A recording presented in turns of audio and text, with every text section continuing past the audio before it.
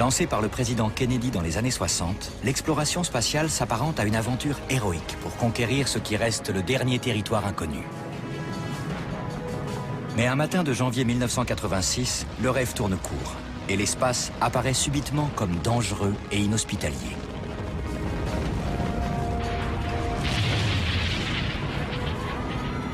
« 73 secondes après le décollage, la navette spatiale Challenger explose. Il n'y a aucun survivant. Des millions d'écoliers assistent pétrifiés à la scène, car parmi les 7 astronautes à bord se trouvait une enseignante, Christa McAuliffe. On sait aujourd'hui que cette tragédie aurait pu être évitée.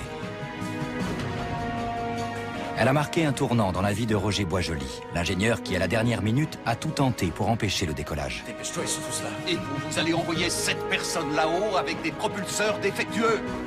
Quant au professeur Richard Feynman, un éminent scientifique, il n'a eu de cesse de découvrir le pourquoi de cet accident et de révéler au monde la stupéfiante vérité.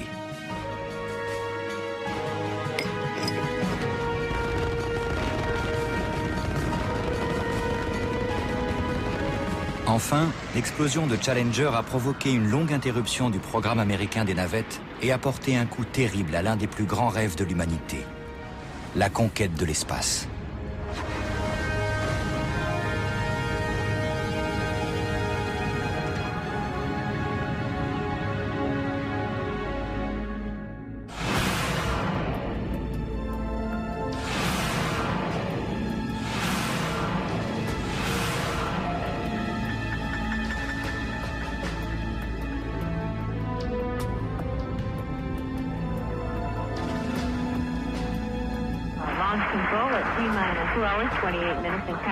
Ce matin du 28 janvier 1986, il fait plus froid qu'à l'accoutumée sur le pas de tir 39B du centre spatial Kennedy. Moins 10 degrés, la température la plus basse jamais enregistrée lors d'un lancement.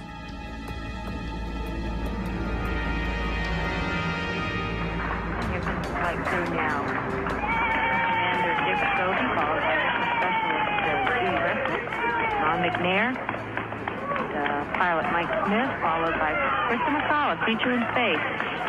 Ellison Onizuka and payload specialist Greg Jarvis. Big smiles today.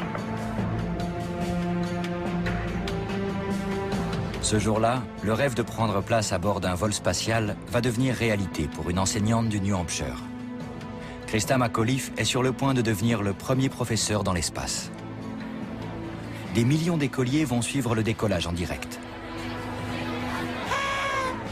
10 seconds to burn off any residual hydrogen gas.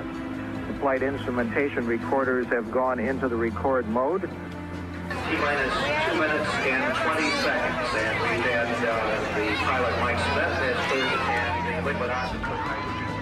Mais à 3000 km de là, dans l'Utah, l'ambiance est bien différente. Roger Boisjoli est l'un des ingénieurs qui a participé à la conception des propulseurs à poudre de la navette. Il est persuadé que le lancement va mal tourner. T-minus 15 seconds. T-minus 10, 9, 8, 7, 6. We have main engine start. 4, 3, 2, 1, and liftoff. Liftoff of the 25th Space Shuttle mission, and it has cleared the tower. Roger, roll, Challenger. Control program confirmed. On dirait qu'on a échappé au pied. Roger, roll, Challenger. Engines throttling up, 3 engines now at 104%. Challenger, go and throttle up. Bien reçu, pleine puissance.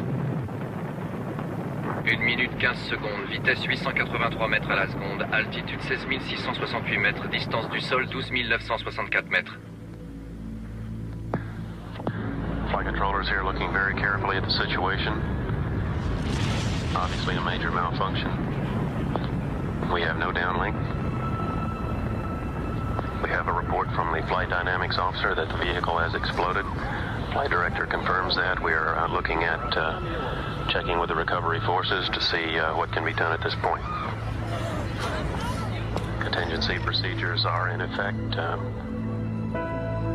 Exploded, and that Au centre spatial Kennedy, comme dans toute l'Amérique, ceux qui ont assisté au décollage ne comprennent pas ce qui vient de se produire. This is Mission Control, Houston. Repeating our earlier information, there was an apparent explosion approximately a minute into the flight. Le président Reagan annule son discours sur l'état de l'Union pour s'adresser à un pays en état de choc. I want to say something to the school children of America who were watching the live coverage of the shuttle's takeoff. I know it's hard to understand, but sometimes painful things like this happen. It's all part of the process of exploration and discovery. It's all part of taking a chance and expanding man's horizons. The future doesn't belong to the faint-hearted. It belongs to the brave. The Challenger crew was pulling us into the future, and we'll continue to follow them. The crew of the Space Shuttle Challenger honored us for the manner in which they lived their lives. We will never forget them, nor the last time we saw them, this morning, as they prepared for their journey and waved goodbye, and slipped the surly bonds of Earth to touch the face of God.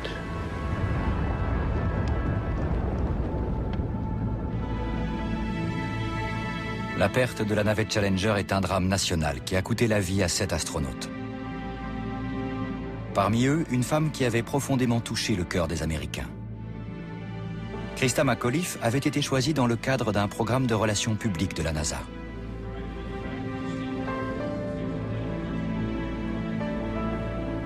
Son rêve d'aventure s'est terminé au fond de l'océan.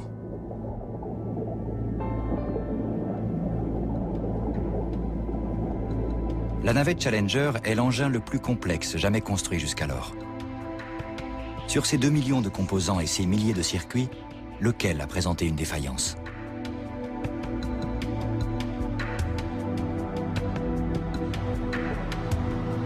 La NASA subit d'importantes pressions.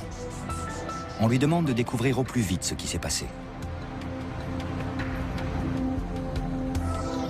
Le président Reagan nomme une commission d'enquête pour élucider les causes de la catastrophe. We don't hide our space program. We don't keep secrets and cover things up. We do it all up front and in public. That's the way freedom is, and we wouldn't change it for a minute. La commission présidentielle se réunit à l'Académie des sciences de Washington. Je déclare ouvert. 17 jours après l'accident, elle commence à entendre les témoins clés. Je m'appelle Roger Boisjoli et je suis spécialiste des joints de structure. Tous les membres de la commission sont des spécialistes de l'aérospatiale ou des hommes politiques. À une exception près, Richard Feynman, prix Nobel de physique. C'est lui qui révélera la vérité au grand public. Son enquête démontrera que la NASA avait été informée du problème, mais avait décidé de passer outre. La commission devait donc non seulement déterminer les causes de l'accident, mais également tenter de comprendre pourquoi la NASA avait autorisé le vol alors qu'elle connaissait les risques. Encore un point.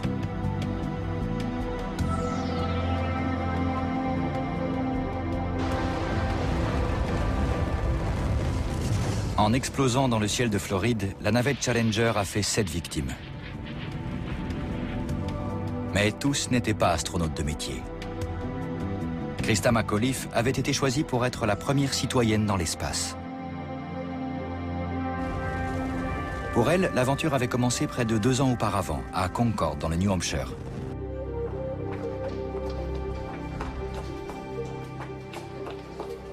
Christa McAuliffe est alors enseignante au lycée de Concord et elle est très appréciée de ses élèves. Son enthousiasme communicatif lui vaut d'excellents résultats dans ses classes. Oui, mais mon père, il est pas d'accord. C'est pas vrai. Bonjour, madame. Bonjour.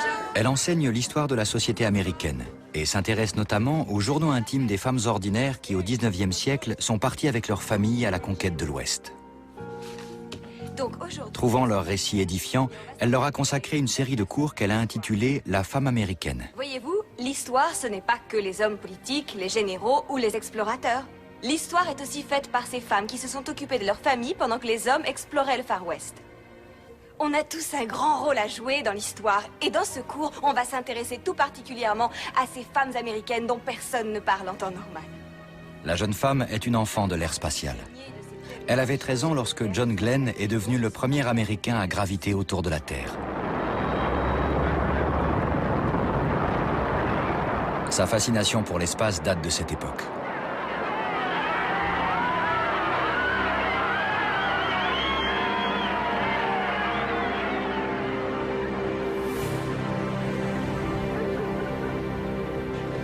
Le 13 avril 1984, la mission STS-41C s'achève avec le retour sur Terre de la navette Challenger. Ce matin-là, Krista est plus intéressée par les informations que par le petit déjeuner. La navette ressemble davantage à un avion de ligne qu'à une fusée. Pose-le sur la table, s'il te plaît. Pour les gens de la génération de Krista, aller dans l'espace demeure un rêve inaccessible. Ses deux enfants, Scott et Caroline, auront peut-être cette chance. Avec son programme de navette, la NASA souhaite banaliser les voyages spatiaux, réservés jusque-là à une élite composée d'astronautes professionnels. Mais ce que la jeune femme ignore, c'est que la NASA a l'intention d'organiser des sélections pour envoyer un citoyen ordinaire dans l'espace. Et ce citoyen sera un enseignant.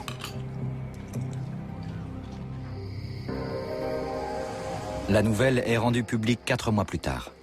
Ce jour-là, Krista revient d'une soirée avec son mari, Steve. Et voilà. Merci. Tu vois que je fais les courses. Ils entendent à la radio l'allocution de Ronald Reagan. Pourquoi ils ne servent que des petits fours dans ce genre de réunion? C'est la dernière fois que je t'y traîne, c'est Ça pour... serait mal vu d'arriver sans ta femme. Je sais bien que tu te forces à venir. Tu ferais pareil pour moi.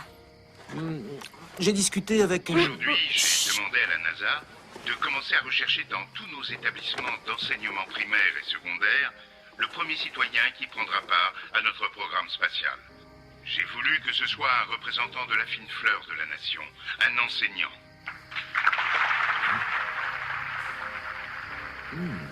Ouais. Je me disais qu'on pourrait partir en week-end et aller à la mer. Oui, bonne idée. Intéressant, cette histoire d'enseignant dans l'espace. Non? Dommage, je connais pas d'enseignant. Faut que tu essaies. Ouais. Je vais essayer. 11 500 enseignants postuleront, dont Krista. Et la sélection des candidats s'étalera sur plusieurs mois. Mais pour la jeune femme, c'est ce soir-là que tout s'est joué. Le programme spatial bat alors son plein. 9 missions sont prévues pour 1985. La première d'entre elles, Discovery, part en janvier. Dans les locaux de l'entreprise Morton Sciacol, un fournisseur de la NASA situé dans l'Utah, Roger Boisjoli et ses collègues assistent à l'atterrissage de la navette. Un an plus tard, c'est ce même Roger Boisjoli qui fera tout pour tenter d'empêcher le décollage de Challenger. Mais pour l'heure, il ne se doute pas de ce qui l'attend. Les ingénieurs de l'aérospatiale savent que la navette n'est pas un engin parfait. Comme toutes les nouvelles technologies, elle n'est pas à l'abri d'ennuis techniques. Aube de turbines fracturées, échangeurs de chaleur défectueux ou faiblesse du train d'atterrissage. Ces problèmes n'empêchent pas la navette de voler, mais chaque atterrissage réussi est un soulagement pour les ingénieurs. Super.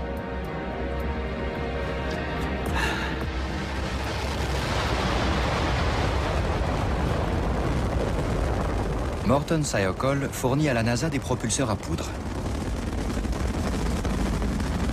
Ces propulseurs sont fixés de part et d'autre du réservoir externe de la navette et produisent l'essentiel de la poussée lors du décollage.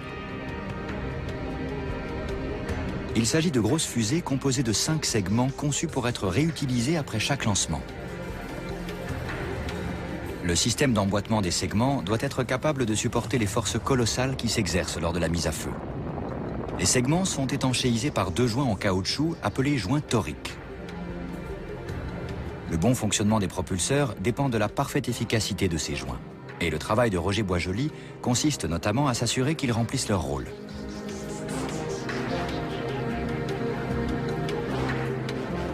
Trois jours après le retour de la mission Discovery, Roger Boisjoli inspecte les joints des différents segments de propulseurs. 20 ans plus tard, l'ingénieur se souvient encore du choc qu'il a éprouvé à ce moment-là.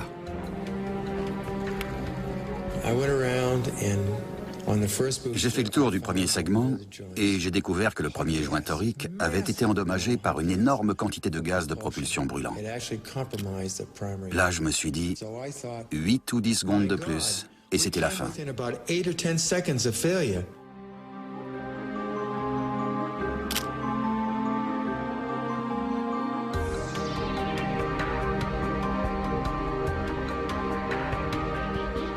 Lors de l'assemblage des segments, l'étanchéité est assurée par les 2 joints toriques.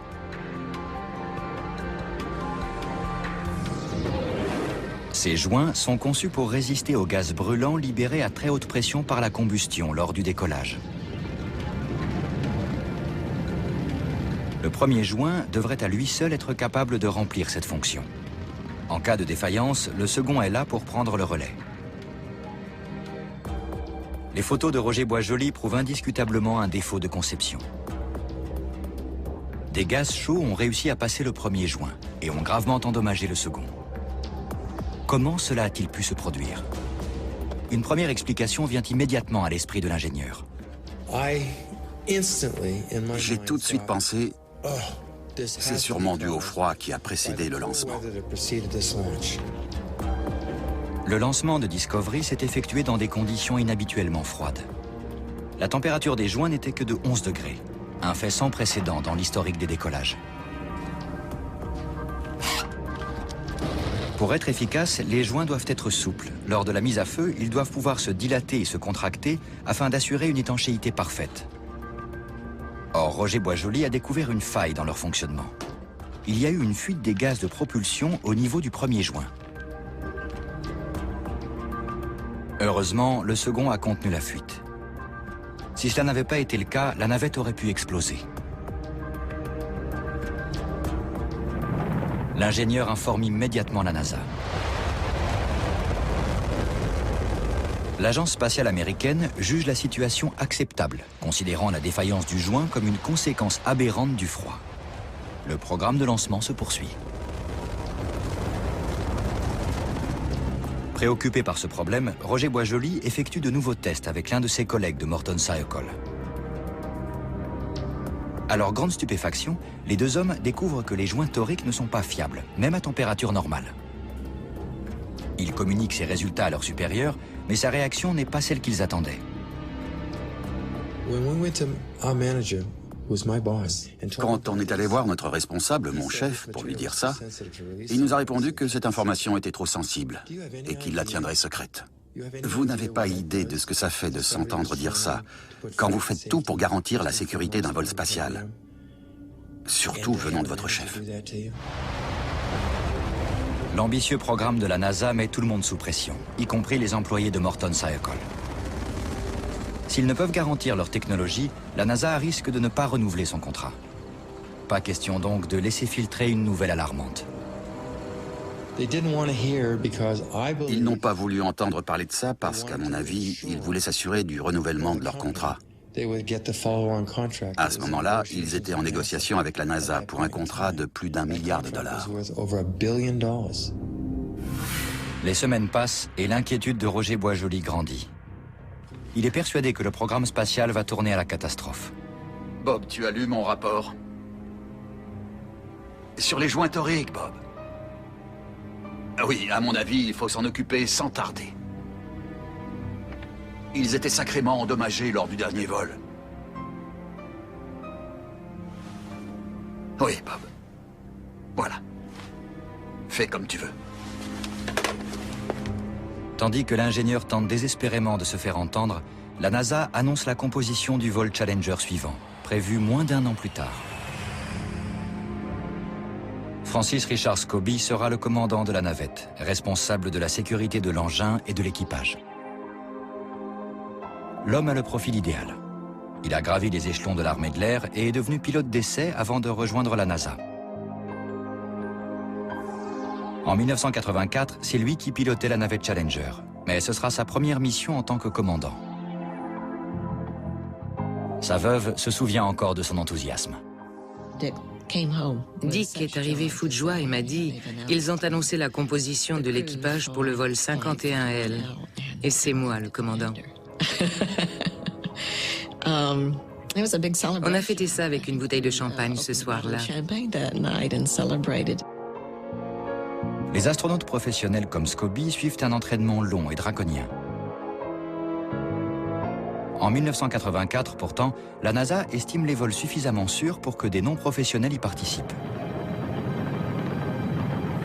Elle prévoit qu'en 1985, un sénateur et un prince saoudien prendront place à bord de la navette. Le message de la NASA est clair. les vols spatiaux sont devenus la routine. Et à l'avenir, l'espace sera accessible à tous. Well, I think everyone was eager for space flight to be more. Tout le monde était impatient de voir les vols spatiaux devenir accessibles au grand public. Sans doute trop impatient. Et ça inquiétait Dick. Je l'entends encore me dire, on n'est pas prêt pour envoyer n'importe qui dans l'espace. On a besoin d'astronautes entraînés pour faire face aux situations d'urgence.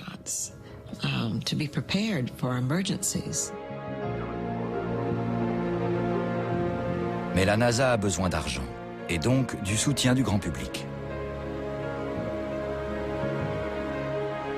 En envoyant des non-professionnels dans l'espace, elle espère renforcer son image auprès des Américains.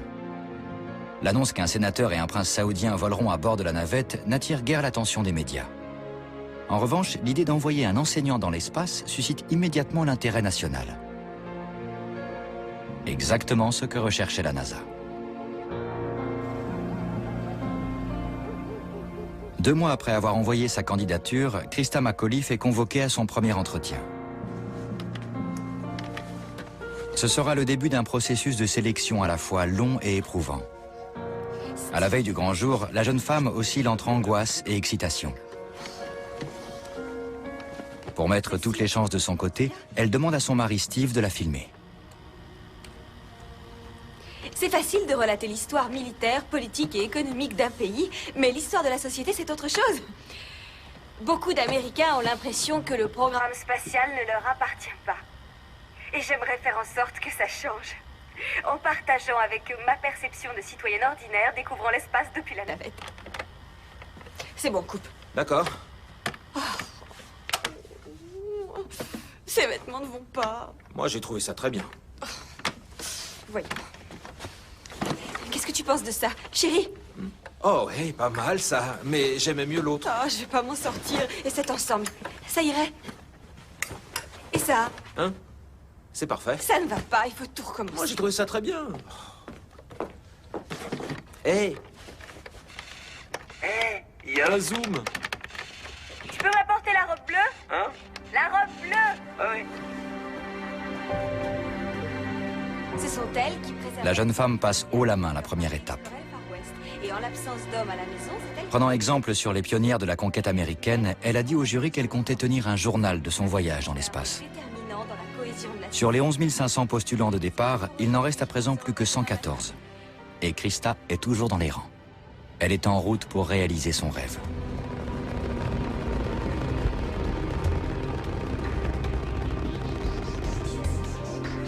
Après l'explosion de Challenger, la commission présidentielle entreprend d'élucider les circonstances du drame. Elle est présidée par William Rogers, ancien secrétaire d'État de Richard Nixon. La NASA et d'autres instances. Nous allons nous intéresser plus particulièrement aux... Elle se compose d'un impressionnant panel d'ingénieurs, d'astronautes et de généraux, pour la plupart issus du milieu de l'aérospatial. Nous allons donc procéder à l'audition des ingénieurs les plus à même de nous expliquer... Seul un membre vient d'un horizon différent. ...qu'ils éclairent notre lanterne. Richard Feynman, l'un des plus brillants scientifiques américains.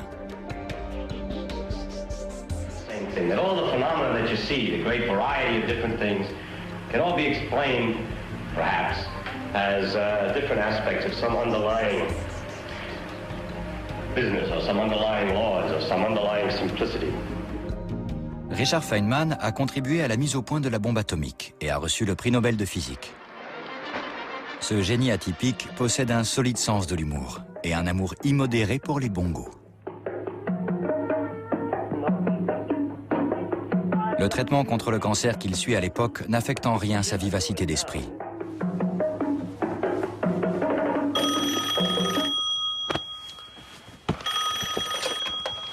Allô?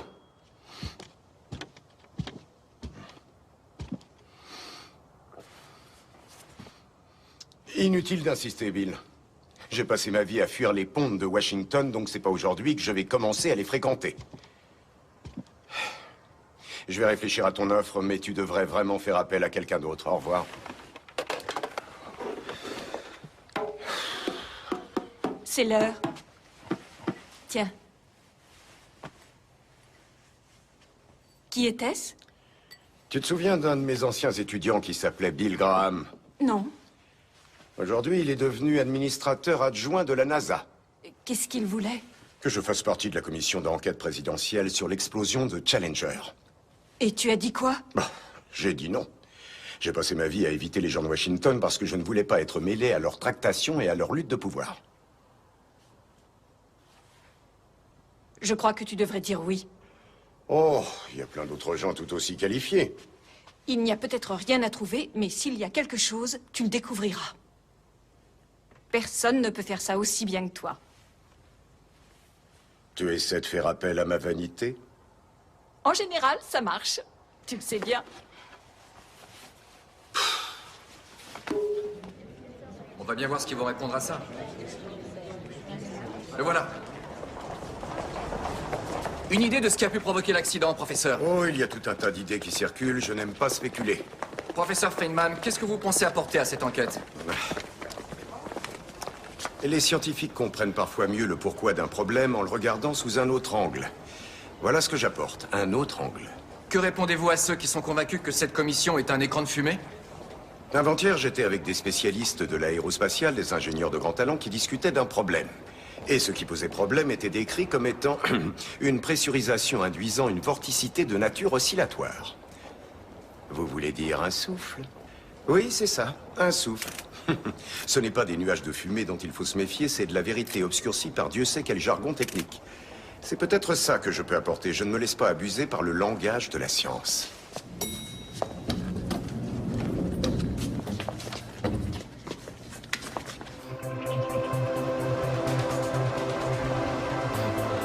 Le physicien va vite découvrir que les ennuis techniques de la navette sont liés à l'histoire de sa conception.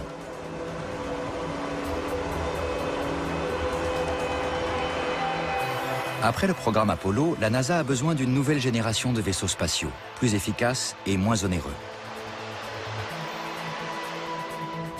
Le programme Apollo a coûté quelques 25 milliards de dollars, l'équivalent de 135 milliards de dollars actuels, soit près de 10 milliards par lancement. Chaque fusée n'était utilisable qu'une seule fois et larguait ses composants à mesure de son ascension. Il devient impératif pour la NASA de réduire ses coûts. Elle mise donc sur la navette, un engin plus petit, réutilisable et capable d'atterrir comme un avion. Puis, afin d'obtenir des financements publics, la NASA adapte la navette aux exigences de l'armée de l'air américaine, qui souhaite pouvoir mettre sur orbite de gros satellites espions. Pour transporter de telles charges, il faut une navette plus grande et plus lourde. De ce fait, les propulseurs devront être positionnés le long de l'engin et non plus en dessous. Le problème, c'est que si les propulseurs explosent, la navette risque d'être prise dans l'embrasement.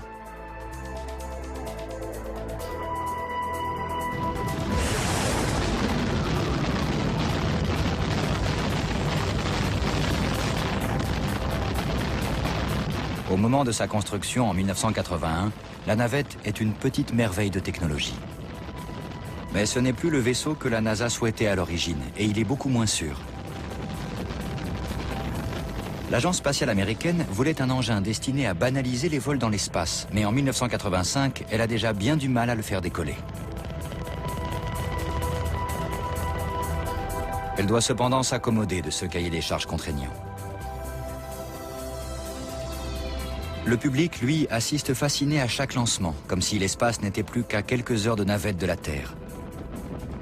En réalité, le compte à rebours tragique a déjà commencé.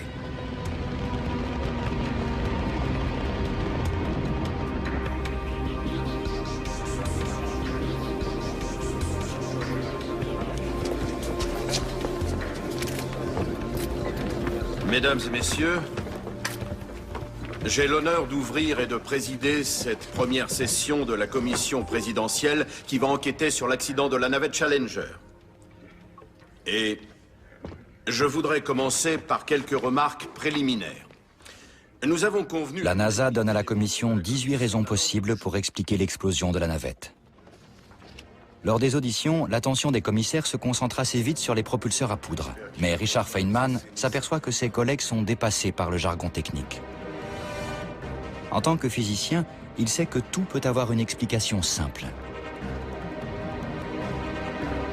Roger Boisjoli est l'un des ingénieurs appelés à témoigner pour expliquer le fonctionnement des propulseurs. Les avocats de Morton Sayokol lui ont conseillé de se contenter de répondre aux questions sans ajouter d'informations supplémentaires. Mais l'ingénieur est bien décidé à parler. Je m'appelle Roger Boisjoli et je suis spécialiste des joints de structure. Je m'occupe des joints toriques, de leur vérification et de leur maintenance depuis que je suis chez Morton Sayokol il y a 5 ans et demi environ.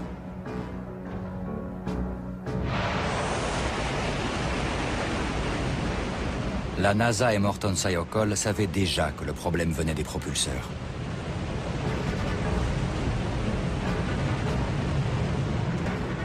Roger Boisjoli informe la commission qu'il était au courant depuis 1 an que les joints toriques pouvaient ne pas fonctionner correctement dans certaines circonstances et que si les 2 joints lâchaient, le système de propulsion risquait d'exploser.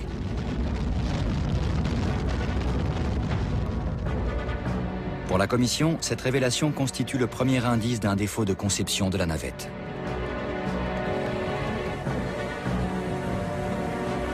Certains fabricants avaient proposé des propulseurs d'un seul tenant, mais il aurait fallu les acheminer par bateau. Or, par souci de diversification de ses fournisseurs, la NASA a accordé le contrat à Morton Sayokol dans l'Utah.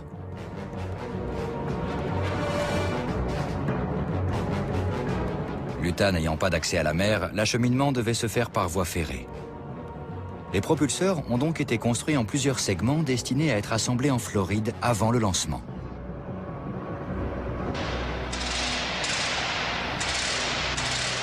Cette segmentation des propulseurs est l'un des points faibles de la conception de la navette. Les joints toriques situés dans le système d'emboîtement des segments doivent être parfaitement étanches. Car si une fuite des gaz de propulsion brûlant se produit, le risque d'explosion est énorme. Le problème a pris des proportions tellement graves, au dire d'absolument tout le monde, même de notre client, la NASA, que si on ne trouve pas très vite une véritable solution, on va se retrouver dans un cas de figure où une autre entreprise va résoudre notre problème.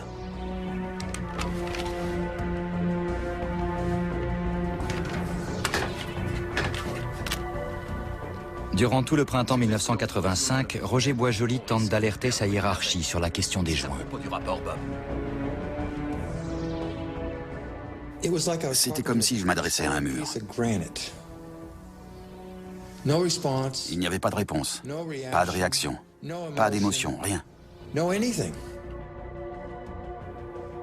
On savait tous que ces joints étaient défectueux, mais les vols continuaient sur décision de nos supérieurs. Notre travail, c'était de les rendre le plus sûrs possible, et on ne prenait pas ça à la légère. Arrive l'été. L'inquiétude de Roger Boisjoli grandit à chaque lancement. Il redoute que ce ne soit plus qu'une question de temps avant que les 2 joints ne cèdent. Mais pour la NASA, ces joints ne sont qu'un des nombreux éléments préoccupants à prendre en compte avant chaque lancement. Plus de 700 composants de la navette sont en effet classés risque 1, ce qui signifie que si l'un d'eux lâche, cela peut causer la perte du vaisseau et de son équipage.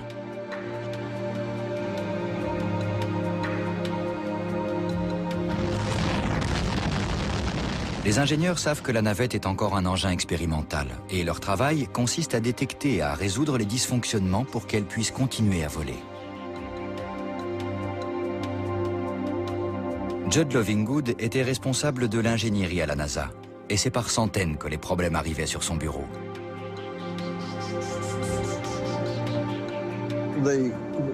Une navette, c'est comme un malade en soins intensifs. Il faut constamment être à son chevet.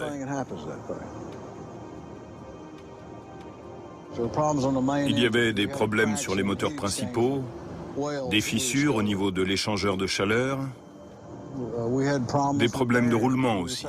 Donc on prenait des risques en continuant les lancements. Mais quand on a un programme de plusieurs milliards de dollars comme celui-ci, ça coûte très cher de l'arrêter. Et comme on pensait pouvoir résoudre ce problème de joint de propulseur, on a continué. Si vous pensez que vous avez affaire à un risque suffisamment faible, vous allez prendre ce risque. C'est une décision difficile. Et si on avait pensé qu'on allait tuer 7 astronautes, on aurait tout arrêté. Mais on ne pensait pas que ça arriverait. En dépit de la question des joints toriques, la navette continue donc à voler. Si ingénieurs et astronautes savent que chaque lancement constitue un risque calculé, avec son programme Un enseignant dans l'espace, la NASA envoie exactement le message inverse. L'espace est suffisamment sûr pour y envoyer des citoyens lambda. Le président Reagan plaisante même avec les postulants. You will be representing that hope and opportunity and possibility. You will be the emissary to the next generation of American heroes. For the lucky one who does go up in the shuttle, I have only one assignment. Take notes, there will be a quiz after you land. Les 114 enseignants sélectionnés se retrouvent à Washington pour des tests et des entretiens. Parmi eux se trouvent Christa McAuliffe et Dick Messia.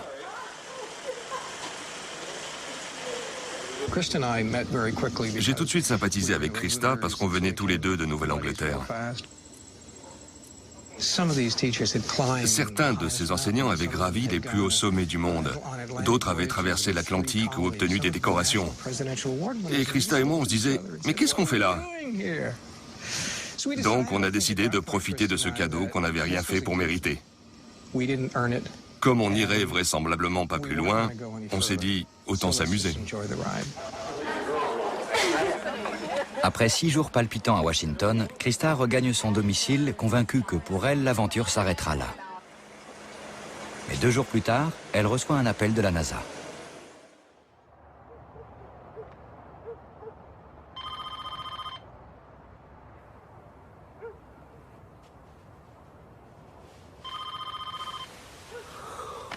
Ça doit être super important.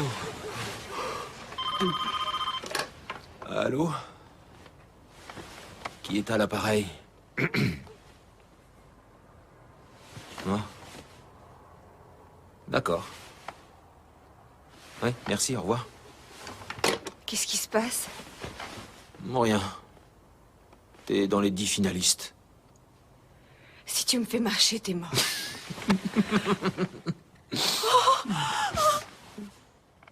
Oui.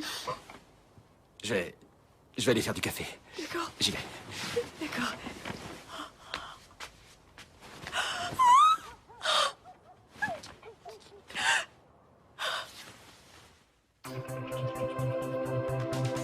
Christa s'imagine déjà à bord de Challenger, une navette qu'elle pense être, comme tous les autres candidats, un engin solide et fiable.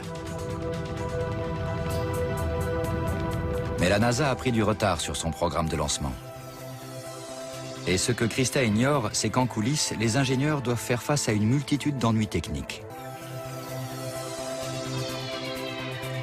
À la différence de la navette, l'opération de relations publiques de la NASA fonctionne à merveille. Et le processus de sélection pour désigner l'enseignant qui ira dans l'espace se poursuit. À leur grande surprise, Christa et Dick Messia font tous les deux partie des 10 sélectionnés. On s'est demandé ce que recherchait la NASA. En fait, on pense qu'il voulait surtout quelqu'un d'ordinaire. Quelqu'un à qui le grand public pourrait s'identifier. Quelqu'un qui ferait dire à l'homme de la rue « Je pourrais être à sa place ». Christa était très chaleureuse. C'était une enseignante accomplie, toujours prête à donner. Elle était aussi très drôle. Elle riait tout le temps et était capable de faire rire même les groupes les plus fermés. Les 10 finalistes vont subir toute une batterie de tests physiques et psychologiques éprouvants. Leur consommation d'oxygène, leur temps de réaction, leur tolérance au confinement, tout est mesuré, porté sur des graphiques et évalué. Pour les finalistes, le moment de vérité approche. Seul l'un d'entre eux sera choisi pour effectuer ce voyage unique. Dick Scobie, le commandant de la navette, a quelques inquiétudes. Il redoute que les enseignants pris par l'aventure ne soient pas pleinement conscients des risques.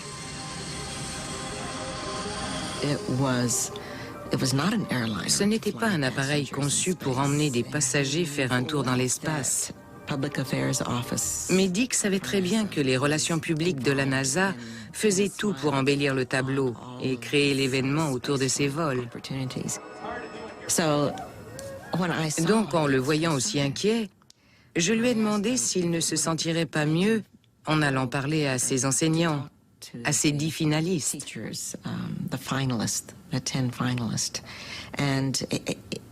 Il y avait déjà pensé, et il s'était dit que ce serait important de le faire. Le commandant Scobie va donc évoquer sans détour les véritables dangers des vols spatiaux avec les finalistes. Il est arrivé en tenue de vol et nous a raconté une foule d'anecdotes sur la vie en apesanteur. Ensuite, il a fait une pause et a ajouté « N'oubliez pas que lorsque vous serez sanglé dans l'habitacle, vous serez assis sur une tonne d'explosifs. » Là, il y a eu un long silence. Il n'a pas eu besoin d'en dire plus, parce qu'on savait tous de quoi il parlait. On avait déjà évoqué ça avec nos proches, et c'était ce qui nous faisait le plus peur. Le commandant lui-même ignore pourtant la véritable ampleur des risques encourus.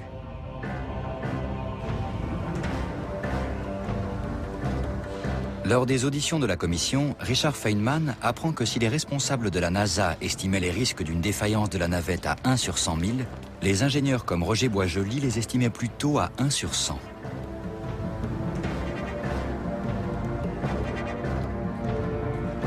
Pour Feynman, cet excès d'optimisme de la part de la NASA trahit une approche fondamentalement erronée du problème.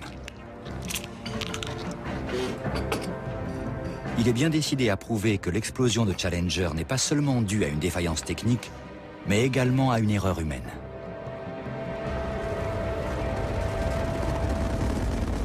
Entre janvier et mai 1985, la NASA poursuit son ambitieux programme de lancement. Roger Boisjoli, de son côté, reste intimement persuadé que chaque vol fait courir à l'équipage des risques inacceptables. Puis, en juin 1985, un autre joint torique lâche sur une navette. Le problème ne peut plus être passé sous silence. L'ingénieur demande la création d'une équipe spéciale pour résoudre le problème. Mais sa requête reste lettre morte. Ses rapports deviennent alors de plus en plus alarmistes. Sujet, érosion des joints de propulseurs. Risque de défaillance critique. L'objet de ce courrier est de faire en sorte que les responsables de Morton Sayokol soient pleinement conscients de l'ampleur de l'érosion constatée sur les joints toriques et de la gravité de ce problème. Ma plus grande crainte, c'est que si nous tardons à créer une équipe pour résoudre le problème qui devrait être notre principale priorité, alors on court le risque de perdre une navette.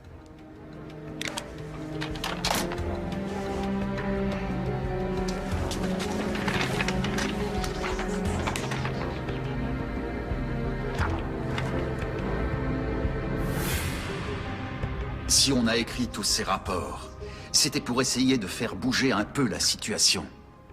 Pour pouvoir espérer régler ça. Parce qu'on était inquiets, on était extrêmement inquiets. Et je crois que c'est ce que ces rapports reflètent.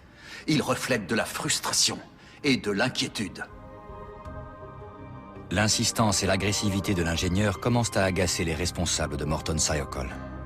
Certains de ses collègues, comme Arnie Thompson, estiment même que cela dessert son propos. C'était un super ingénieur et un homme bien. Mais il faut savoir être plus conciliant dans le travail, parce qu'il y aura toujours des gens qui ne verront pas les choses comme vous.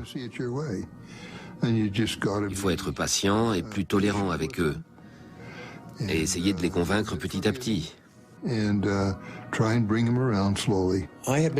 J'ai été traité d'emmerdeur de première.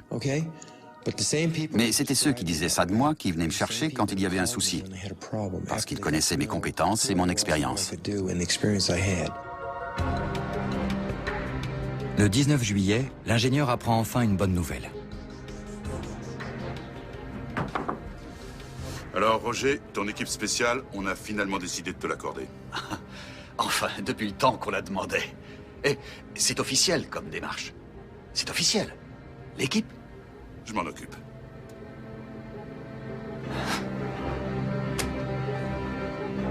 Il pense qu'il va finalement pouvoir régler la question des joints défectueux. On était ravis et on s'est mis à travailler comme des fous parce qu'on avait enfin l'occasion de faire ce qu'on réclamait depuis 5 ans et demi.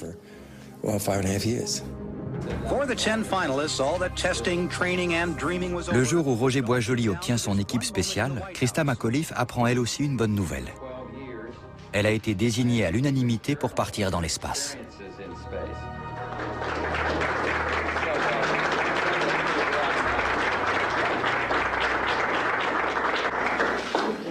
It's not often that a teacher is at a loss for words. I know my students wouldn't think so. I've made 9 wonderful friends over the last 2 weeks. When that shuttle goes, there might be 1 body. But there's going to be 10 souls that I'm taking with me. Thank you. Ça, c'était tout Christa. Au moment le plus important pour elle, elle pensait à nous. Elle était vraiment exceptionnelle pour ça. Pour la jeune femme, c'est le début d'une formidable expérience.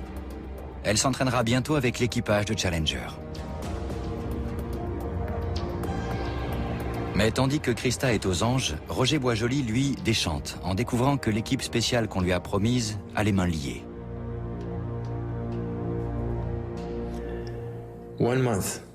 Un mois plus tard, un tout petit mois plus tard, on a compris qu'on n'avait aucun pouvoir, aucune autorité, aucun moyen et aucun soutien de la part de notre direction. Comment faire quoi que ce soit dans ces conditions? C'est impossible. Donc la frustration montait d'heure en heure, de jour en jour.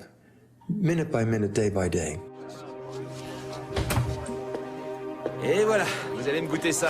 Volontiers. 2 mois après avoir été choisie, Christa est toujours sur un petit nuage. Et elle s'apprête à commencer l'entraînement à la NASA. Sa vie a changé du tout au tout. Du jour au lendemain, elle est devenue une célébrité nationale. Concorde, sa ville natale, a même organisé une journée Christa McAuliffe. Et de nombreux habitants sont venus fêter l'événement avec elle. Alors, comment vous le trouvez?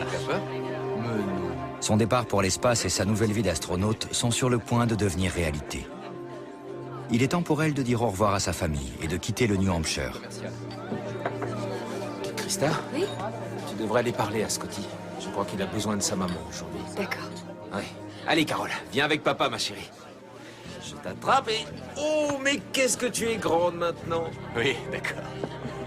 Tenez, je suis sûr que vous n'avez pas goûté à ça. Ça va aller, mon grand.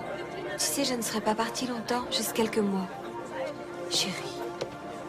Regarde Fliegel, il est content. Mes amis, je voudrais porter un toast à Christa et à ses aventures spatiales. Et merci à tous d'être venus. Promis? Oui, mon chéri. À Christa. Santé. À Christa.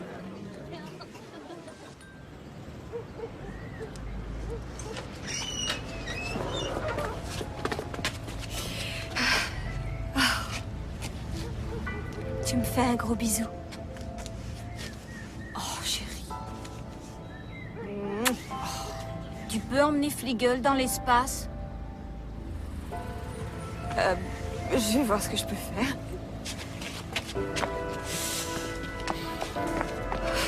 Ma femme, une astronaute. Oui.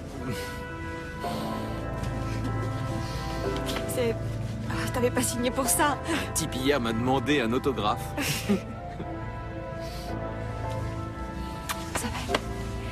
Fais bien attention à toi. Oui. Maman, ce sera la première grenouille dans l'espace. Tu te sens bien. D'accord. Au revoir. Au revoir.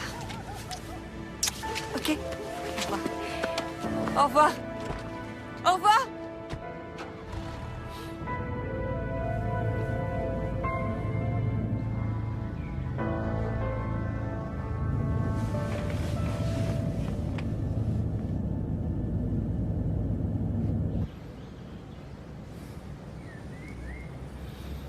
Bon, alors, qu'est-ce que vous voulez manger ce soir? C'est Monsieur Micron qui cuisine? Oh, non, non, non, non, non, on va aller au restaurant.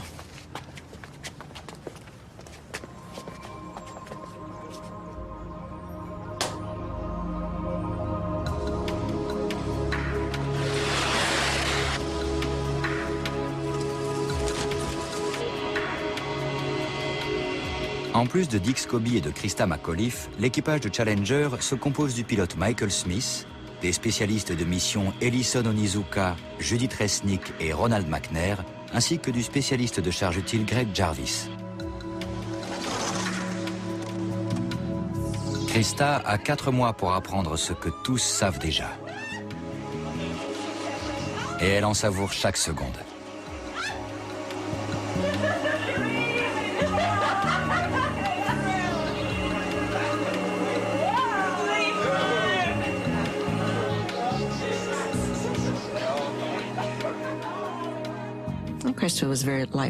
La plupart du temps, Krista était très enjouée, mais elle prenait ça très au sérieux.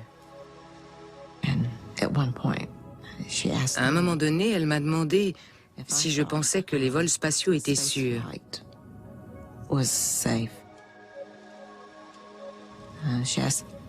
Elle m'a demandé si moi je partirais. Et je lui ai répondu que oui. Je lui ai dit oui. Je pense qu'ils sont sûrs. S'ils sont assez sûrs pour mon mari, ils sont assez sûrs pour vous. J'ai souvent regretté ces paroles depuis.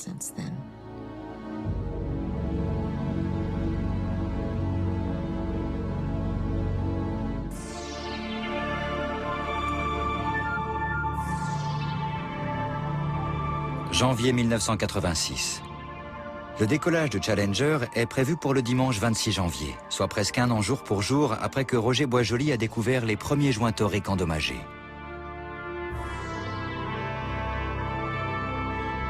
La veille, l'équipage arrive à Cap Canaveral.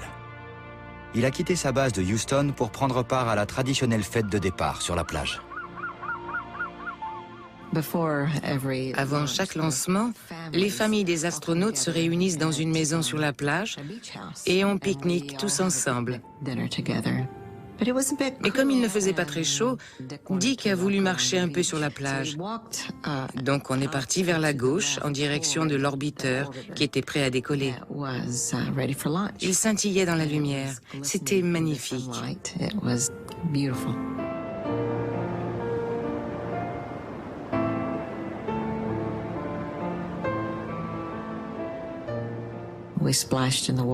On s'est éclabousé comme des gamins et on est revenu vers la maison pour rejoindre les autres. Là, l'atmosphère a changé. Ça a été nos dernières heures de bonheur ensemble.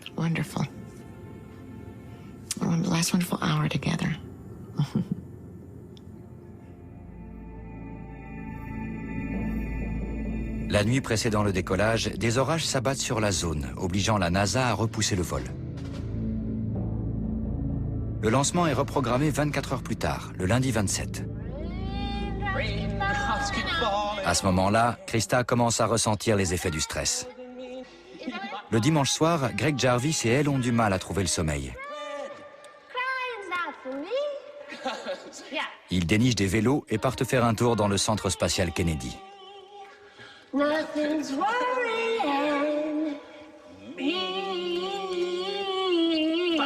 Sans ces orages, ils seraient déjà en orbite.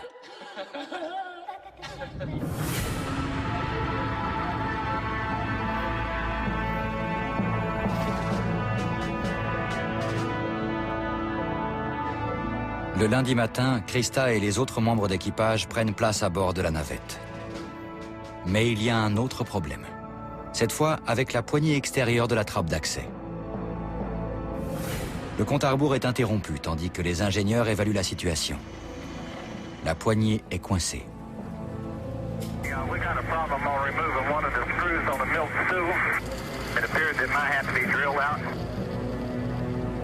Au bout de 2h30, les techniciens doivent se résoudre à couper la poignée à la scie à métaux. La navette est enfin prête à partir, mais entre-temps, les conditions météo ont changé. Le vent s'est levé, rendant le décollage trop dangereux. Le vol est annulé par la NASA à 12h36. Les journalistes tiraient à boulet rouge sur la NASA, l'accusant d'être incapable d'effectuer un lancement dans les temps. Même si l'équipage n'était pas responsable de ces retards, ils ont pris ces commentaires négatifs très à cœur. Ils étaient très fiers de leur mission et ils voulaient qu'elle soit couronnée de succès.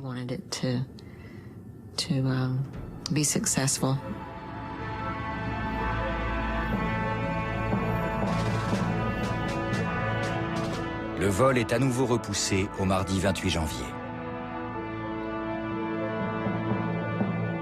Mais les prévisions météo sont mauvaises. On annonce des températures bien en dessous de zéro sur la zone de lancement. J'ai appris que la météo prévoyait des températures très basses pour le décollage, le 27 à 13 h, soit la veille du lancement. Et au vu de ce qui s'était passé les fois précédentes, j'étais terriblement inquiet. Donc on a commencé à se demander s'il était raisonnable de prévoir un décollage par de telles températures. Donc on a passé le reste de la journée à soulever ces questions. Et c'était les joints toriques qui vous inquiétaient? Oui.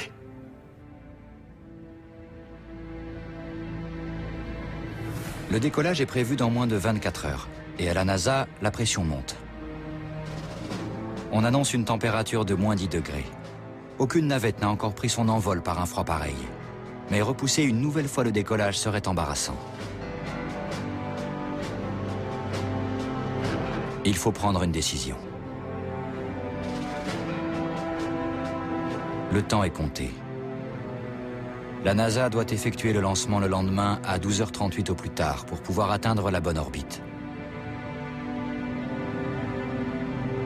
Jamais le décollage d'une navette n'aura été suivi d'aussi près.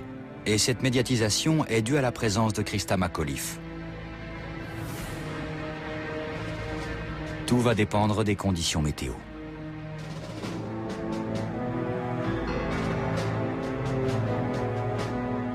La NASA veut savoir si Morton Sayokol a des réserves à émettre sur un lancement par moins 10 degrés.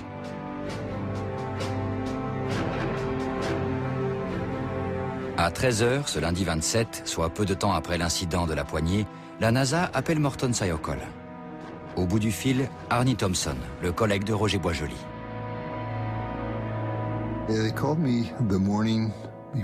Ils m'ont appelé la veille du lancement parce que la météo prévoyait 8 degrés le lendemain pour le décollage. C'est là que les choses se sont précipitées. On s'est tous réunis et 4 ou 5 d'entre nous ont décidé d'essayer d'empêcher le lancement. Les joints ne valaient pas un clou par des températures négatives. Il n'y avait pas besoin d'être un spécialiste de l'aérospatiale pour savoir ça. Il suffisait d'avoir un peu de jugeote. Roger Boisjoli et Arnie Thompson alertent les responsables de Morton Sayokol des dangers d'un décollage par des températures aussi basses. En début d'après-midi, ils réussissent à convaincre leurs supérieurs du bien fondé de leurs arguments. À moins de 18 heures du décollage, ces derniers appellent la NASA pour lui faire part de leurs réserves. Morton Sayokol se prononce contre le lancement. Mais la NASA rechigne à annuler le vol. Elle veut des preuves et demande à analyser les informations concernant les joints toriques. Une téléconférence est prévue à 20h15 ce même soir. C'est le moment que Roger Boisjoli attendait. Mais il ne reste que peu de temps pour s'y préparer.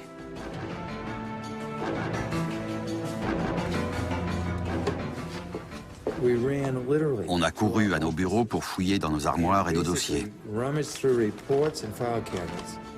Ne prends que les comptes rendus et file.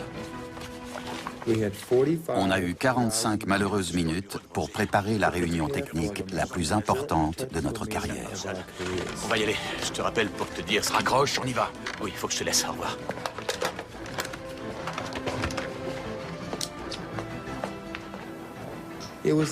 Tout le monde était parti. Il ne restait plus que nous. Parler de ça. Oui, tout est là. Quoi? Attends. On n'avait encore jamais vu un sous-traitant essayer d'empêcher un lancement. Dépêche-toi, ils sont tous là, la conférence va commencer. Où est Roger? Qu'il s'agisse d'un vol habité ou non, personne, aucun sous-traitant n'avait jamais fait ça.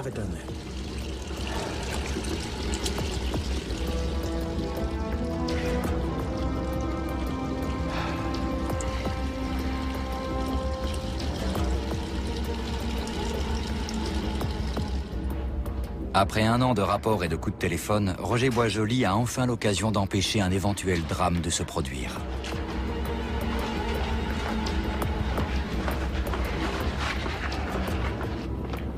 Dans la salle de réunion, toute l'équipe de Morton Sayokol est persuadée de pouvoir arrêter le lancement. Tu là, ce document? Tous sont convaincus que la NASA n'ira pas à l'encontre de la recommandation d'un de ses sous-traitants. À 20h45, la NASA est au bout du fil. Je le mets au milieu, hein. Au centre spatial Kennedy, la téléconférence se tient sous la houlette de Larry Mulloy, le responsable du programme de propulsion. C'est lui qui donnera ou non le feu vert au lancement. Au centre spatial Marshall, dans l'Alabama, l'interlocuteur est l'un des ingénieurs en chef de la NASA, George Hardy.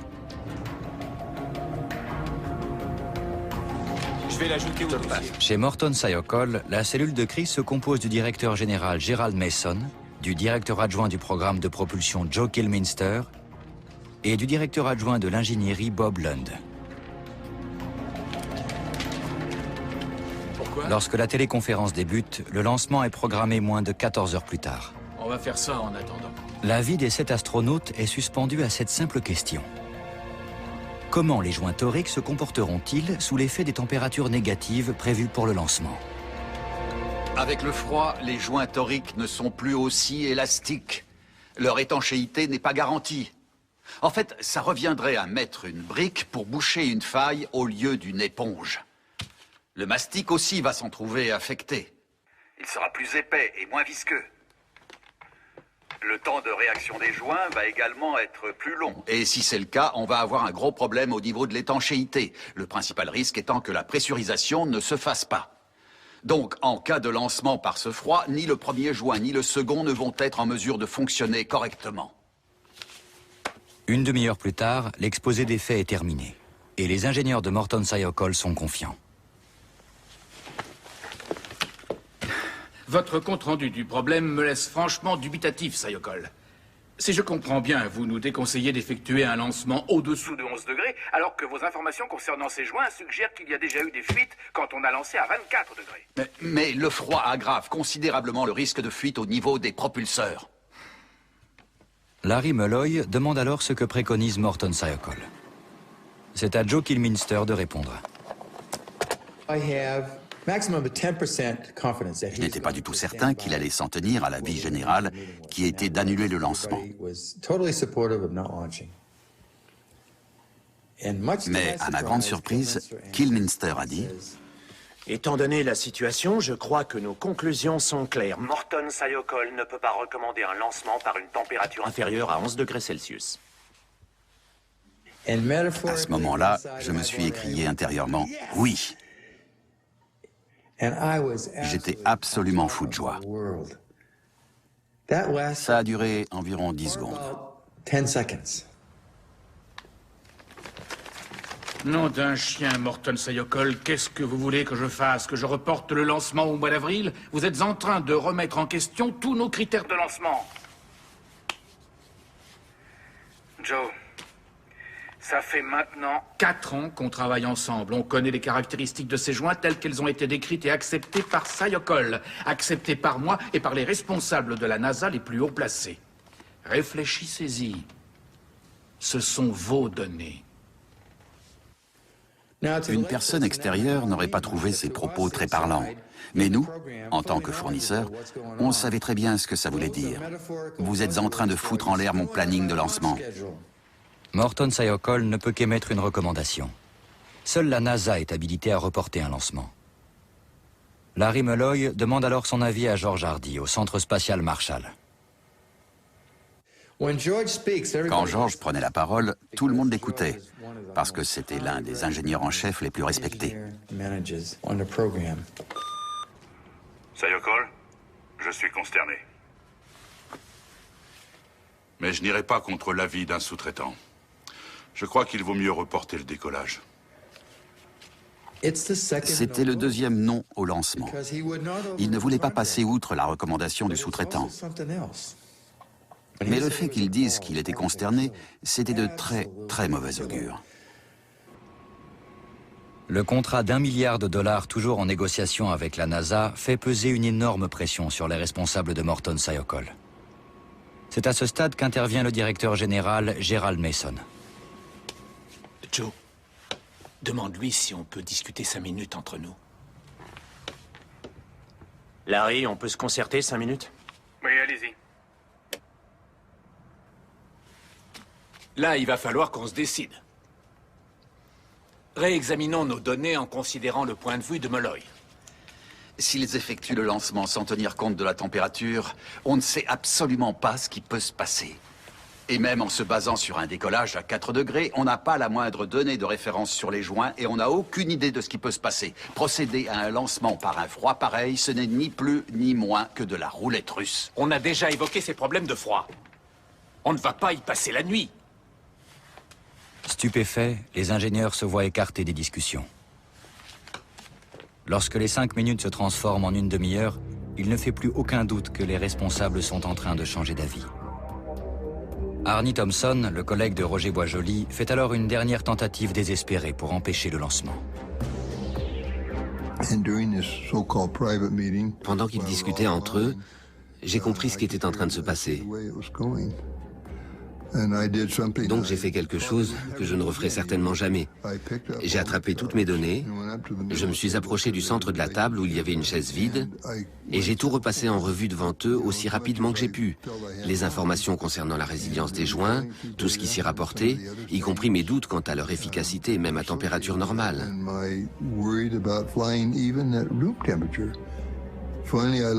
Quand j'ai eu fini, j'ai regardé Gerald, et il avait le visage complètement fermé. Donc je suis retourné m'asseoir, convaincu qu'ils allaient dire oui au lancement et qu'il n'y avait plus rien à faire.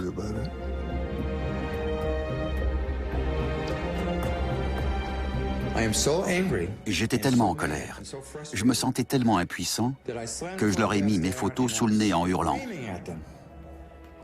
J'avais bien vu comment ils avaient réagi à l'exposé d'Arnie et je voulais qu'ils regardent la vérité en face. Les gars, c'est très simple. Plus les températures seront basses, plus il y aura de gaz brûlants qui s'échapperont par les joints, comme le montre cette photo du vol de janvier 1985. Ils ont eu la même réaction avec moi qu'avec Arnie. Donc je suis retourné m'asseoir rageusement et je me suis pris la tête entre les mains. J'étais vraiment à 2 doigts de péter les plombs.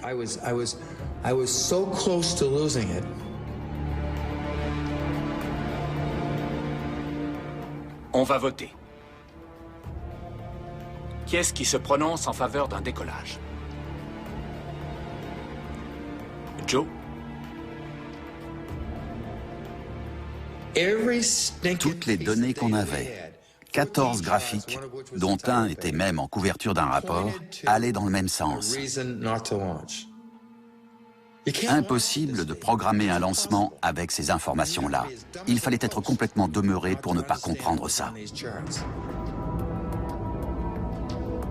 Pour moi, c'est oui.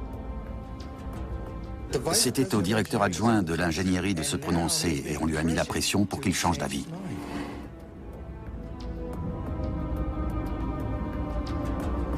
Bob? Il va falloir que tu enlèves ta casquette d'ingénieur et que tu mettes ta casquette de manager.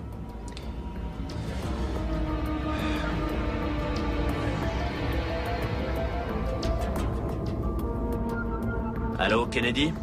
Marshall? Oui? Je vous entends. Ici, Marshall. Nous sommes prêts. Voici nos conclusions. Bien que le froid affecte la réaction des joints dans une certaine mesure, les données que nous possédons en ce qui concerne les risques de fuite ne sont pas concluantes. Ok. Est-ce que quelqu'un a des commentaires ou des remarques à faire en ce qui concerne cette recommandation?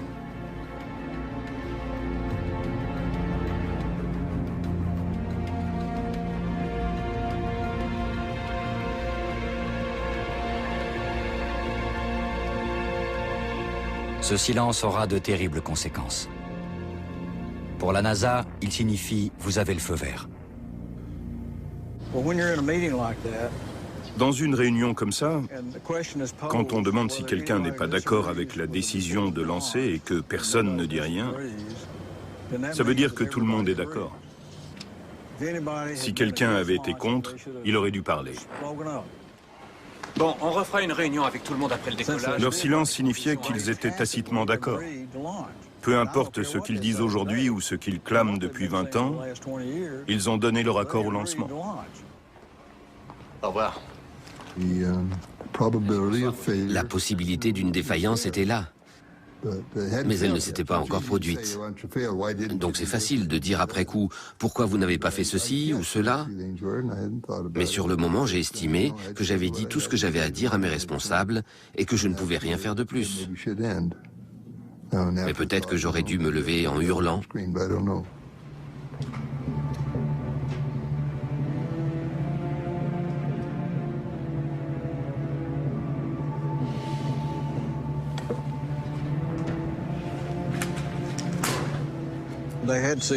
Ils avaient eu 6 mois pour se préparer et ils n'avaient rien fait.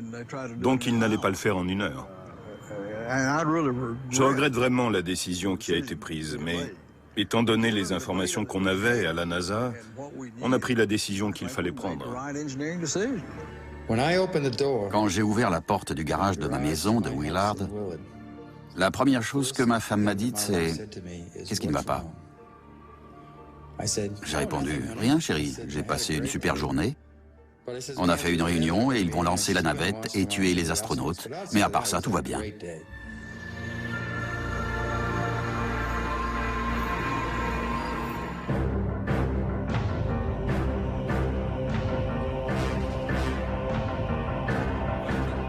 On avait effectivement informé la NASA. Au fil des auditions de la commission, Richard Feynman découvre avec stupéfaction que la NASA était au courant du problème d'étanchéité des joints et qu'il y avait de graves incertitudes quant à leur performance par temps froid.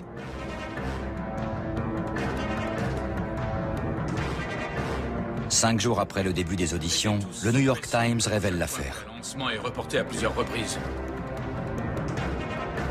Le lendemain, la commission se réunit en session extraordinaire pour enquêter sur ces allégations. J'étais extrêmement inquiet. Et c'était les joints toriques qui vous inquiétaient? Oui. Les membres de la commission apprennent qu'il y a eu une téléconférence la veille du lancement et que l'avis des ingénieurs n'a pas été pris en compte. Dans l'esprit de Richard Feynman, les pièces du puzzle commencent à se mettre en place. Il ne fait aucun doute que les ingénieurs voulaient faire repousser le décollage à cause du froid. Pas un tel froid. Pour le physicien, il devient impératif d'élucider les tenants et les aboutissants du problème. Il se concentre sur les décisions prises durant la téléconférence et s'intéresse tout particulièrement à Bob Lund, le responsable de l'ingénierie chez Morton Sayokol. J'ai une question à vous poser. Pouvez-vous me donner le nom de vos 4 ingénieurs les plus qualifiés en matière de joints toriques par ordre de préséance? Roger Boisjoli est sans doute le plus qualifié. Avec Arnie Thompson. Je ne sais pas lequel est le plus qualifié. Ce sont les numéros 1 et 2. Et Jack Kapp et Jerry Burns. J'ai encore une question à poser. Quel est votre avis, Monsieur Boisjoli, sur la décision qui a été prise à propos des joints toriques? Étiez-vous d'accord avec la décision de vos responsables de recommander le décollage? Non, je n'étais pas d'accord. Monsieur Thompson? Non, j'étais contre le lancement. Monsieur Kapp? Il n'est pas là. Est-ce que quelqu'un connaît son opinion là-dessus? Oui, on a discuté de cette décision ensemble. Je lui ai demandé, Jack, qu'est-ce que tu en penses? Et il m'a répondu, si j'avais été à votre place, j'aurais sans doute entériné cette décision, étant donné les informations qu'on avait. Il était d'accord ou non? Oui, il aurait pris la même décision. Donc pour vous, il approuvait le lancement?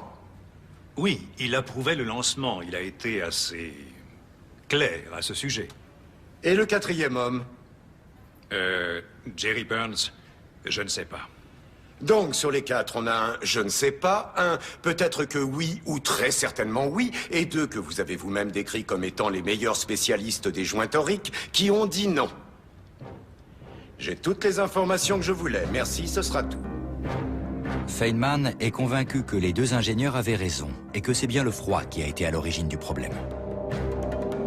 Pour lui, il est clair que leurs tentatives de dernière minute pour empêcher le décollage ont été ignorées et que les responsables de la NASA ont décidé de procéder au lancement malgré tout. Il échafaude alors un plan pour établir la responsabilité de l'agence spatiale.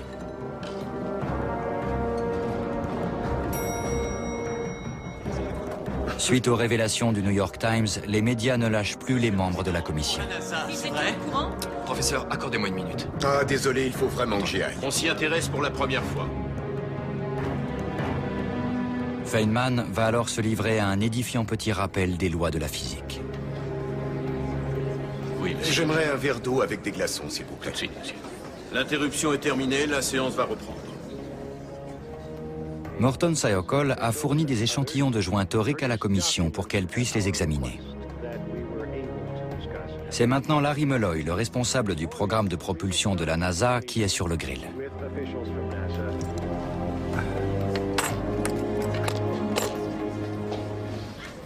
Vous avez l'air de quelqu'un sur le point de passer l'offensive.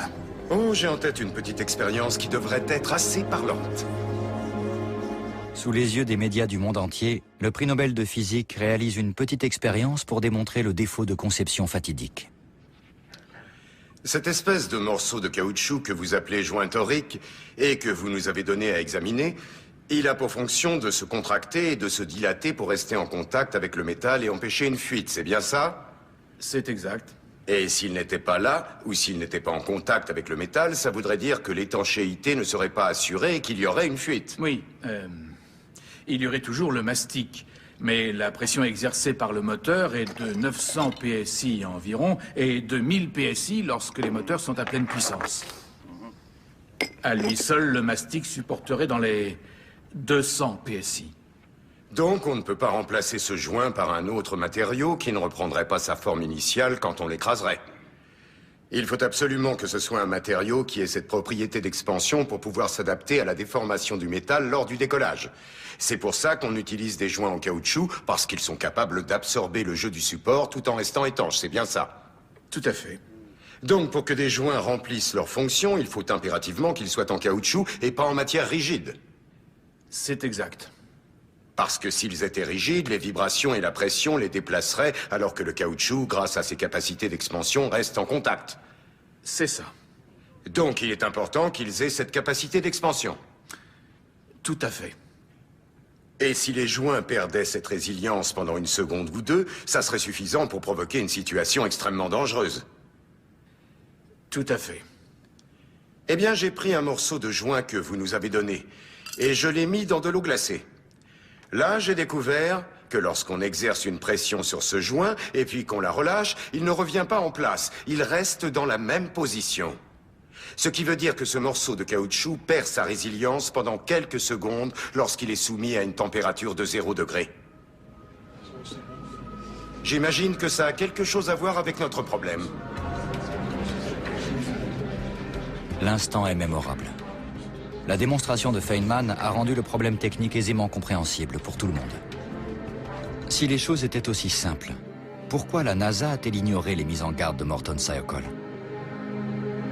Connaissant le danger, l'agence spatiale a pris un risque calculé, persuadée qu'il y avait une forte probabilité pour que le lancement de Challenger se passe bien. En ce lundi 27 janvier, c'est la météo qui va faire toute la différence. La nuit précédant le décollage sera peut-être moins froide que prévu, et peut-être que le second joint tiendra, même si le premier cède. En l'absence de technologie fiable, le destin de la navette ne repose plus que sur la chance. Au centre spatial Kennedy, bien loin des préoccupations des ingénieurs, Christa McAuliffe fait ses adieux à son mari. Dis bien à Caroline que ça va être très bruyant. Oui, oui, elle sait à quoi s'attendre. Je lui ai expliqué. D'accord.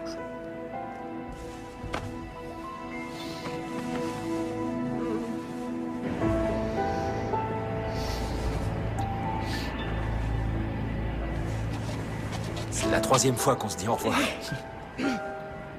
Ouais, je sais, il fait froid. Rentre. D'accord. Tu sais que je t'aime. Oui, oui, oui. Tu me l'as déjà dit. Alors, bon vol.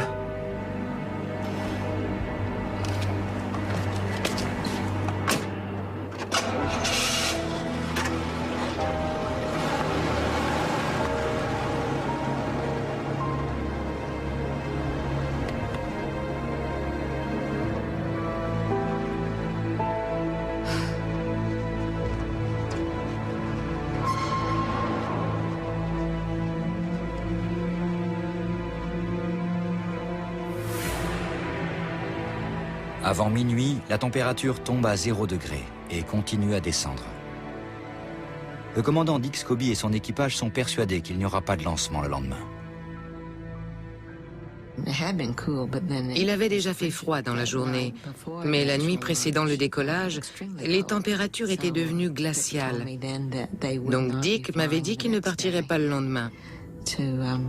Il m'avait demandé de prévenir la famille et les amis qu'ils pouvaient rentrer chez eux parce qu'il n'y aurait sans doute pas de lancement avant plusieurs jours. Il semblait évident qu'il ne pourrait pas décoller. Moi, je suis restée pensant que j'allais le revoir. La température n'en finit pas de chuter. Les astronautes se détendent dans leur quartier, certains que la mission sera ajournée. Sur le pas de tir, des glaçons de 45 cm de long se sont formés sur la navette. Il s'agit de conditions météo exceptionnelles. En Floride, la température nocturne moyenne pour un mois de janvier est de 20 degrés. Cette nuit-là, il fait moins 10.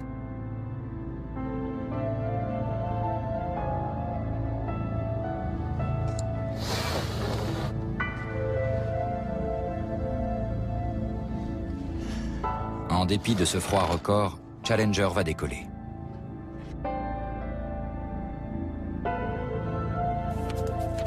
Tôt le lendemain matin, le commandant Scobie appelle sa femme. Celle-ci est étonnée d'apprendre que le lancement va avoir lieu.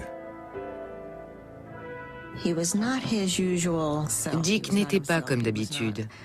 Il n'était pas lui-même. Il ne disait pas « super, à plus tard », comme il le faisait souvent. Là, il y avait de l'anxiété dans sa voix.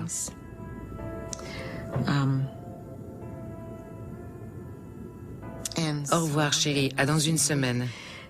Ça a été ses derniers mots.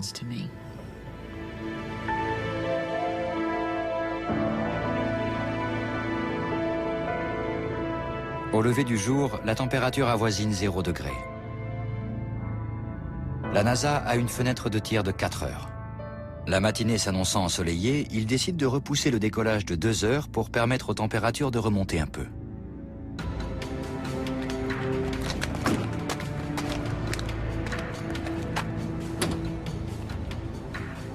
Tu crois que la navette de maman va faire beaucoup de bruit? Tu sais quoi? Mets tes mains sur tes oreilles comme ça. Tu vois? T'entends rien comme ça. Mais qu'est-ce qu'elle fait?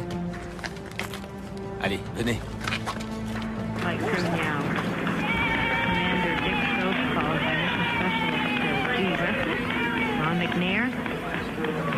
Pilot Mike Smith, followed by Krista McCullough, feature in space. Ellison Onizuka, and payload specialist Greg Jarvis. Big smiles today.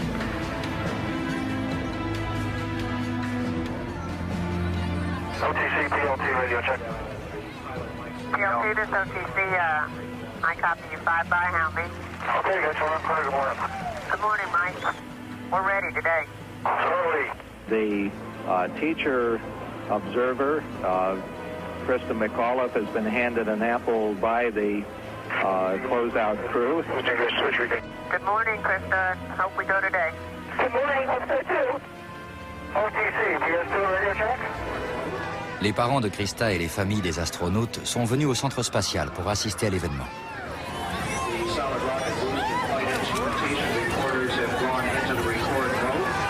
Il fait 15 degrés de moins que la température la plus basse jamais enregistrée lors d'un départ de navette.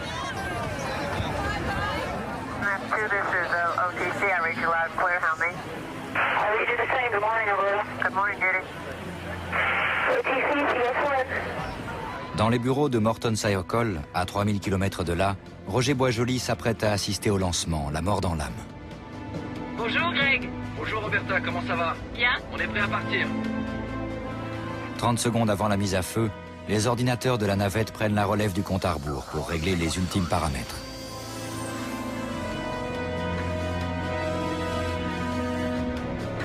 À H-16 secondes, le compte à rebours final commence. T-minus 15 seconds. T-minus 10, 9, 8, 7... 6 secondes avant la mise à feu, les 3 moteurs principaux s'allument. We have main engine start. 4, 3, 2, 1. La navette a décollé dans un vacarme assourdissant dû aux 3000 tonnes de poussée. Le sol a tremblé et ils sont partis.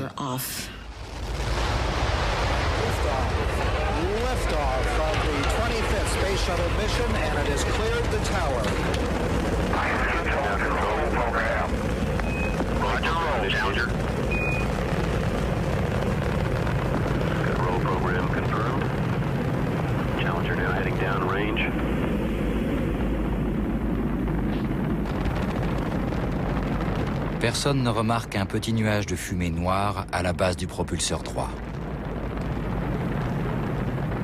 Les joints toriques ne se sont pas dilatés. L'étanchéité n'étant pas assurée, des gaz de propulsion commencent à s'échapper.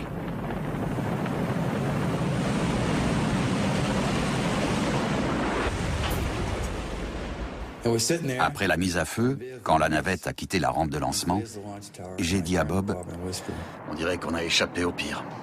On s'attendait à une explosion au niveau de la rampe. C'est ce que les spécialistes nous avaient annoncé.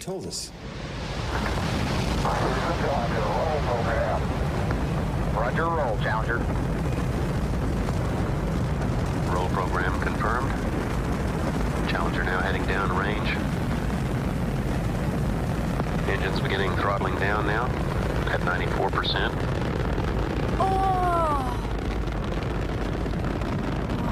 Dans le propulseur droit, une fuite de gaz brûlant se produit au niveau du premier joint torique.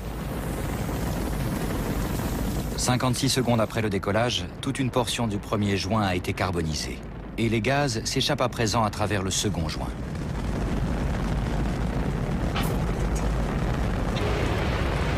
Des flammes apparaissent.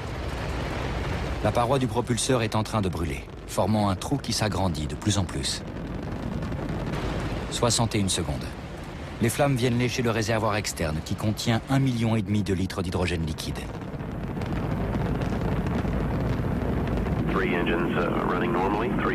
64 secondes. Les flammes font un petit trou dans le réservoir. Lorsque l'hydrogène commence à brûler, le panache de flammes change de forme. Au sol, personne n'est conscient de ce qui est en train de se produire. À 70 secondes, le réservoir d'hydrogène se fissure.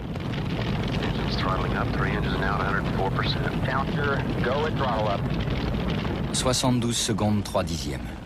Les flammes dévorent l'attache qui fixe le propulseur à la base du réservoir externe. Le bas du propulseur n'est plus maintenu.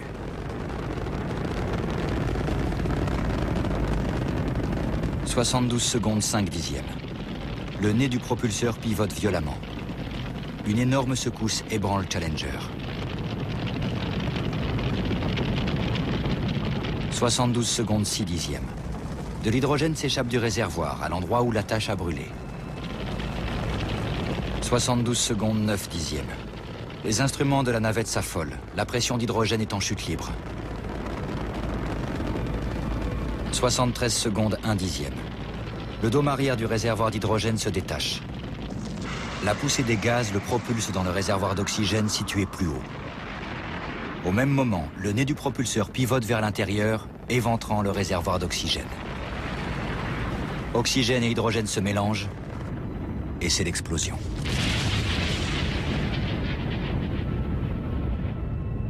73 secondes, 21 centièmes. La Terre reçoit les dernières données radio en provenance de Challenger.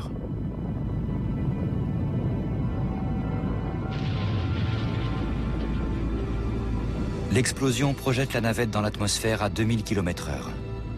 Sous la violence du choc, elle se désintègre en plusieurs morceaux.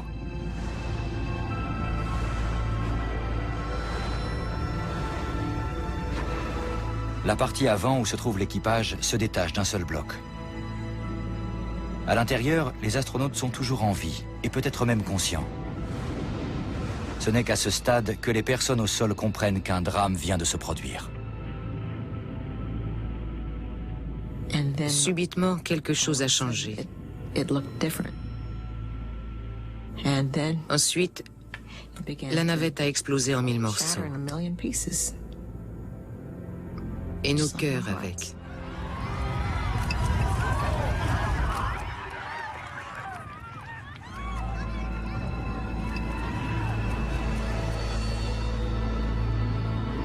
have a report from the flight dynamics officer that the vehicle has exploded. Flight director confirms that. We're looking at checking with the recovery forces to see what can be done at this point. Toutes les familles se sont regardées en se demandant ce qui s'était passé. Tout le monde me regardait. Je me souviens du regard de Steve.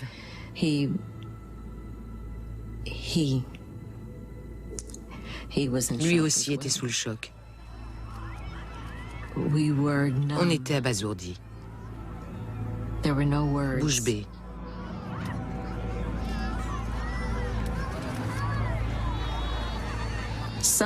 Quelqu'un a dit qu'il fallait s'occuper de nous et nous ramener dans les quartiers de l'équipage.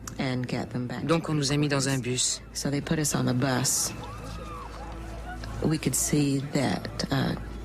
Le centre spatial Kennedy semblait s'être totalement pétrifié. Partout les gens pleuraient. Donc je savais qu'il n'y avait aucune chance pour que Dick ait réussi à sauver l'orbiteur et à le poser sur la piste.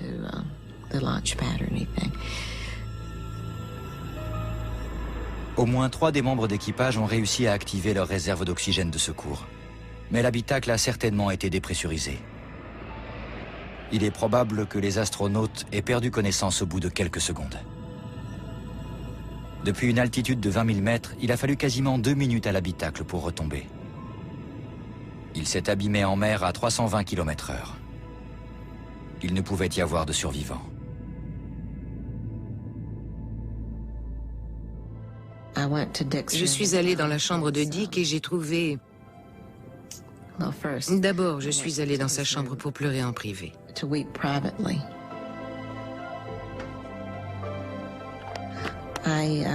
J'ai rapporté son attaché-caisse. Je l'ai ouvert en présence de ses parents et de nos enfants. Je ne sais pas pourquoi j'ai fait ça. Sans doute parce que son attaché-caisse, c'était une partie de lui. Il ne s'en séparait jamais. À l'intérieur, il y avait ses affaires, toutes les choses qu'il avait toujours avec lui. Ses cartes des étoiles, ses cartes de visite. Dessus, il avait collé des insignes de mission. Donc on a regardé ça tous ensemble. Parmi ces papiers, il y avait une feuille écrite de sa main. C'était un message sur l'esprit de conquête et sur l'importance de l'exploration spatiale qui valait qu'on prenne tous les risques. Nous avons des planètes entières à explorer. Nous avons de nouveaux mondes à construire. Nous avons un système solaire à parcourir. Et si, ne serait-ce qu'une infime part de l'humanité se rend dans l'espace, son travail changera la vie des milliards de personnes qui restent sur Terre.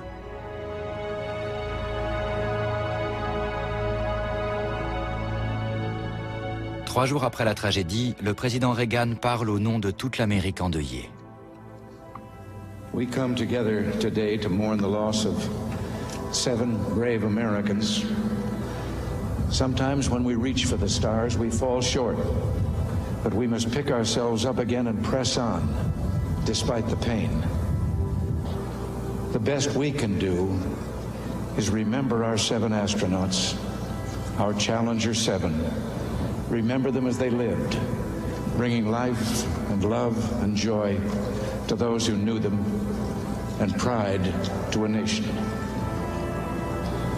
We bid you goodbye. We will never forget you.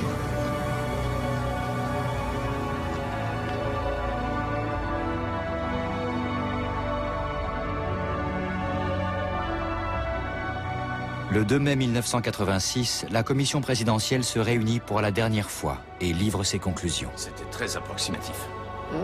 Je ne dirais pas Elle ça. estime que l'explosion est due à un défaut de conception des joints de propulseur combiné à d'autres facteurs, en particulier le froid. Mais la commission ne désigne aucun coupable en particulier, ce qui ne satisfait pas Richard Feynman. Pour lui, le rapport dissimule la vérité. Le prix Nobel insiste donc pour que ses propres conclusions soient ajoutées au rapport officiel. Selon lui, c'est l'absence de communication entre la NASA et ses fournisseurs qui a conduit l'agence spatiale à ignorer les risques liés aux joints thoriques. Nous n'avons pas découvert la moindre conspiration dans cette affaire. La vérité est beaucoup plus simple. On s'est aperçu qu'ingénieur et responsable ne communiquaient pas suffisamment. Il est possible que la NASA ait sous-estimé les risques afin de s'assurer de l'attribution de fonds publics. Ou alors, elle pensait vraiment que la navette était plus sûre que les ingénieurs ne le prétendaient. Vis-à-vis des citoyens qui financent ces programmes, la NASA doit se comporter avec franchise, honnêteté et surtout transparence, afin que les citoyens puissent décider au mieux de la façon dont ils veulent que leurs ressources soient utilisées. Lorsqu'il est question de technologie, la réalité se doit de prendre le pas sur les programmes de relations publiques. Parce que la nature est toujours la plus forte. Merci. 2 ans plus tard, Richard Feynman a été emporté par le cancer qu'il combattait depuis plus de 9 ans. Il a rendu un dernier grand service à son pays, en rappelant à la NASA que les lois de la physique ne sauraient être ignorées. Aucun membre de la NASA n'a été tenu pour personnellement responsable du drame. Mais à la fin de l'année 1986, Larry Mulloy et George Hardy ont tous deux pris leur retraite. Robert Lund, le directeur adjoint de l'ingénierie chez Morton Sayokol, s'est vu confier des responsabilités accrues.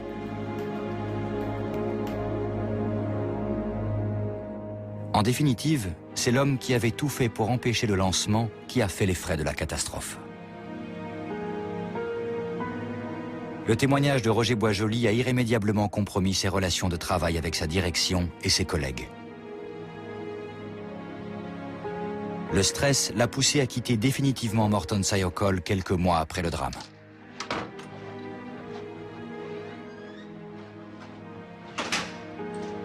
Je n'ai rien fait de mal. Avec mes collègues, on a fait tout ce qu'il fallait. Et on a payé le prix fort pour ça, ce qui est injuste. Mais je le referai sans hésiter.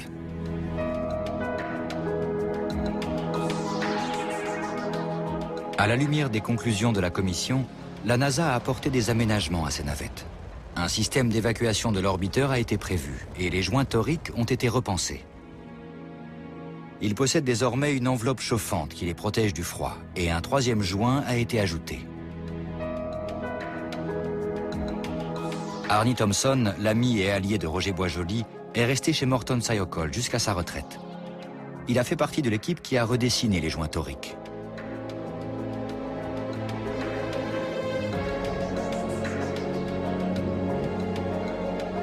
Christa McAuliffe espérait mettre à profit sa notoriété pour faire de l'éducation une priorité nationale. Sa volonté a été exaucée.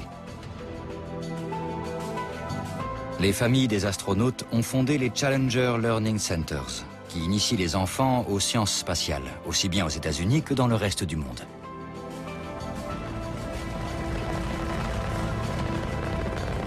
En mémoire de la jeune femme, un cratère lunaire et un astéroïde ont été baptisés de son nom.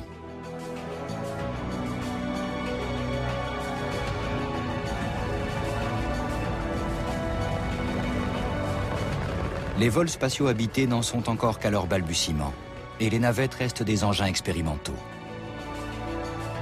Mais chaque réussite et chaque échec nous permettent d'enrichir notre savoir et nos compétences.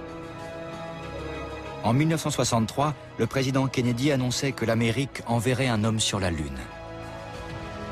Cela vaut la peine, disait-il, non pas parce que c'est facile, mais parce que c'est difficile. Aujourd'hui, les astronautes continuent à risquer leur vie en allant dans l'espace. Car en dépit de drames comme celui de Challenger, la conquête spatiale n'en finit pas de nous faire rêver.